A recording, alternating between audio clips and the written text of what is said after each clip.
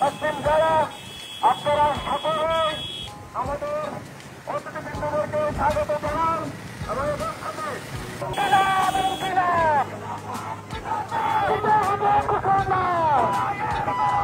এই জুলুম আর বাংলাদেশে কোনোদিন ফিরবে না। বাংলার আকাশে আর কোনোদিন জুলুম লেখা হবে না। আমরা জুলুমের পরিবর্তে আমরা ইনকিলাব লিখেছি। যেই সরকার পালিয়ে গিয়েছে, যদি থাকার হতো এই সরকার কোনোদিন পালিয়ে যেত না। যেহেতু পালিয়ে গিয়েছে এই সরকার আর কোনোদিন ফিরবে না।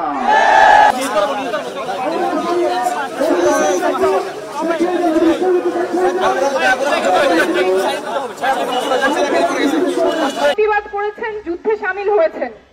আমাদের যুদ্ধ শেষ হয় নাই, যুদ্ধ অনেক বাকি। আমাদের দেশটা যে পচা ব্যবস্থার মধ্যে ছিল সেই ব্যবস্থা আমরা রাখতে চাই না।